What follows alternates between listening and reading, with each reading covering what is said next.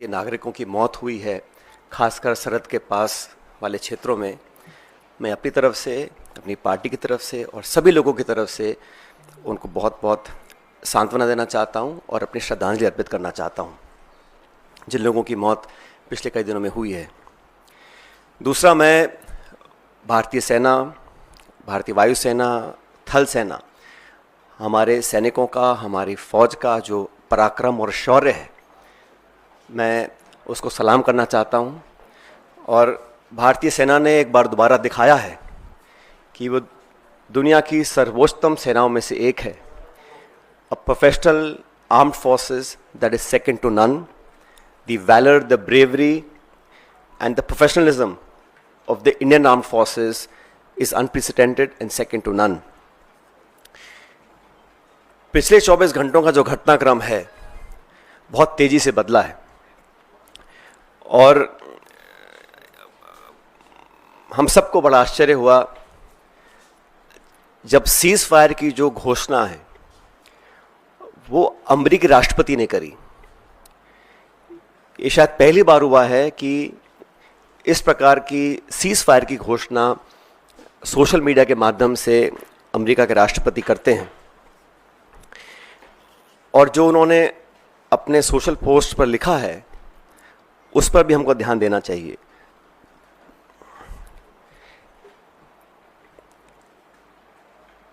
भारत और पाकिस्तान के बीच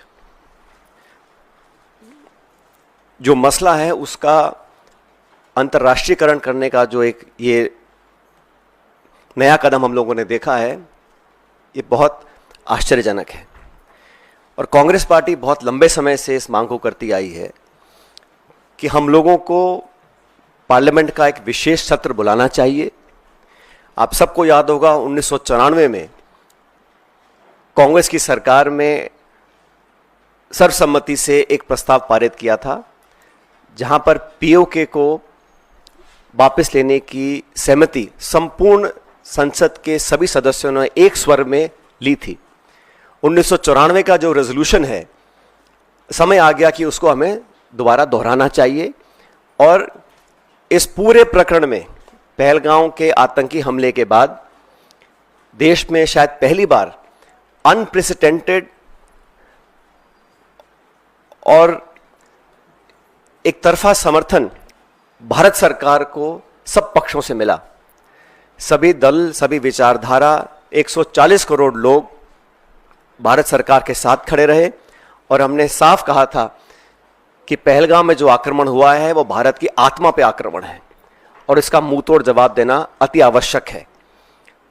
सेना ने जो कदम उठाए उस पर हम सबको बड़ा गर्व है और जो आतंकी इलाकों पर, ठिकानों पर जो अटैक करा उसका हम सबको बहुत संतुष्टि इस बात की है कि हमारी भारत की सेना उस काम को कर पाई। लेकिन अनवेवरिंग, अनप्रेसिडेंटेड सपोर्ट जो भारत सरकार को दिया, मैं समझता हूं कि हमारी जो मांग है उसको सरकार को सुनना चाहिए और एक विशेष सत्र पार्लियामेंट का बुलाना चाहिए।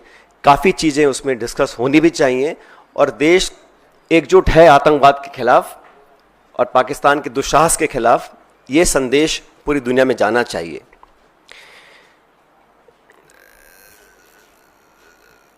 साथियों, जब ये घोषणा मीडिया के माध्यम से, और मैं सिर्फ उन बातों को रखना चाहता हूं जो पब्लिक डोमेन में है, काफ़ी कुछ ऐसी बातें हैं जो हम सबको जानकारी में नहीं है लेकिन जो पब्लिक डोमेन में है उसको देखकर लगता है कि बहुत से सवाल खड़े हुए हैं। अमेरिका का 2 दिन पहले कहना कि it is none of our business, उसके बाद secretary of state, vice president, US president सबसे पहले घोषणा करते हैं कि सीज फायर हो रहा है, उसके बाद पाकिस्तान और भारत भी सीज फायर का ऐलान करते हैं। ये जो मीडिएशन है इसको क्या भारत सरकार ने एक्सेप्ट किया है और किन कंडीशंस पे इस प्रकार की घोषणा अमेरिका ने करी है, ये बहुत बड़ा सवाल है। उसमें कश्मीर का जिक्र किया गया है। सेक्रेटरी ऑफ स्टेट ने बोला है कि एक न्यूट्रल साइट पर कश्मीर के मुद्दे को, और कितना गलत अमेरिका के राष्ट्रपति जी ने कहा कि हजारों साल पुराना ये मुद्दा है। वो भूल गए कि 76 साल पहले ये एक ही देश था, कोई मसला नहीं था। लेकिन उन्होंने कश्मीर के मुद्दे को उठाया, और मुझे लगता है कि ये इंडिया पाकिस्तान को हाइफनेट करने की एक दोबारा कोशिश की गई है। IMF का बेल आउट करना, पहले भी बैक चैनल डिस्कशंस होते होंगे, डिप्लोमेसी का अपना एक रोल है दुनिया के हर कोने में, लेकिन इस प्रकार वॉशिंगटन से सीज फायर की अगर घोषणा होती है तो कई सवाल खड़े करता है। भारतीय थल सेना के पूर्व जनरल्स ने भी जो बातें बोली हैं उस पर भी हमको ध्यान देना चाहिए।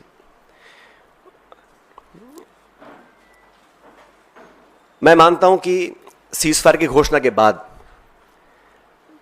जो कल बॉर्डर पर लगातार वायलेशंस हुए, गोले दागे गए,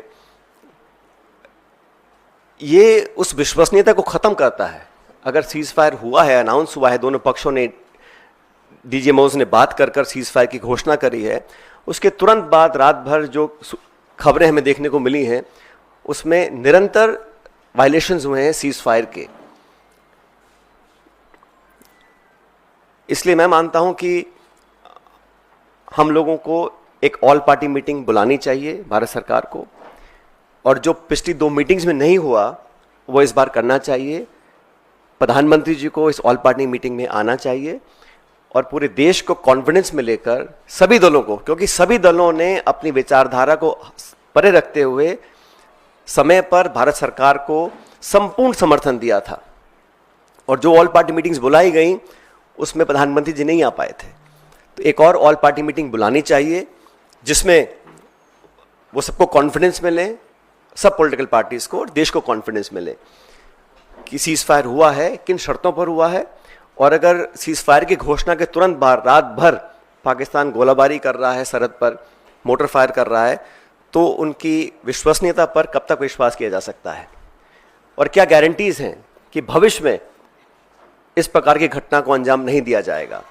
क्योंकि पाकिस्तान की सेना, पाकिस्तान का पॉलिटिकल सेटअप इस देश से बहुत फर्क है, तो वहां पर क्या अश्योरेंसेस हैं, क्या गारंटीज हैं, और क्या विश्वसनीयता बची है कल की ढेर सारी वायलेशंस के बाद, ये एक बहुत बड़ा सवाल है।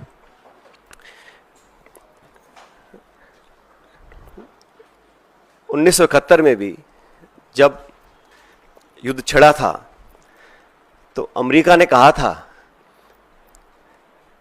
कि हम बे ऑफ बंगाल में अपना 7वां बेड़ा भेज रहे हैं, we will deploy the 7th fleet, that's what the American said. But despite that the then government and Indira ji went ahead and did what was in a supreme national interest. आज हम उनको याद करते हैं कि वो नेतृत्व ऐसा था जहां पर नेशनल इंटरेस्ट को सबसे ऊपर रखा गया।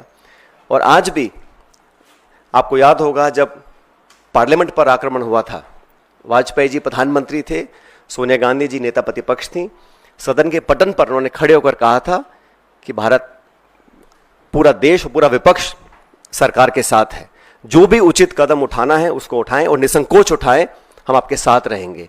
उन्हीं परंपराओं को कायम रखते हुए प्रमुख विपक्षी दल कांग्रेस पार्टी और तमाम दलों ने, चाहे वो खरगे जी हों, राहुल गांधी जी हों, हम सब ने सरकार को पूरा समर्थन दिया था। लेकिन इस प्रकार जो सीज फायर की घोषणा अमेरिकी राष्ट्रपति करते हैं, कुछ घंटे के बाद उसको वेरीफाई पाकिस्तान और इंडिया करते हैं, तो कहीं ना कहीं इस कश्मीर मुद्दे पर भी जो स्टेटमेंट्स आए अमेरिका की तरफ से, उस पर सरकार को अपना पक्ष रखना चाहिए, क्योंकि ये बायलैटरल इशू है। इसका अंतर्राष्ट्रीयकरण करने की जो कोशिश की जा रही है इस पूरे प्रकरण के माध्यम से, मैं इसको ठीक नहीं समझता हूं। एक विशेष सत्र पार्लियामेंट का बुलाना चाहिए और कम से कम 1994 का जो रेजोल्यूशन था उसको दोबारा अडॉप्ट करें और देश के सामने स्पष्ट तरीके से कहा जाए कि no third party involvement will be accepted, it is a bilateral issue and it is India's and Pakistan issue and no country including America should have a space to intervene in a bilateral issue। अब तक हमारे पिछले कई दशकों की जो foreign policy थी, जो स्टेटेड पॉलिसी थी, वो बड़ी स्पष्ट थी, उसमें कहीं मीडिएशन का, नेगोशिएशंस का, थर्ड पार्टी इन्वॉल्वमेंट का कोई स्कोप ही नहीं था, चाहे कोई प्रधानमंत्री हो, कोई सरकार हो। लेकिन जो अमेरिका का स्टेटमेंट आया है उस पर इन सारी चीज़ों के ऊपर एक सवाल उठना लाजमी बनता है। इसलिए मैं इतना ही अपील करूंगा कि ऑल पार्टी मीटिंग सरकार को बुलानी चाहिए तुरंत प्रभाव से। और हमारे सैनिकों ने पिछले दिनों में जो कर दिखाया है, मुझे लगता है कि उस पर हम सबको बड़ा फ़ख्र है, बड़ा नाज है।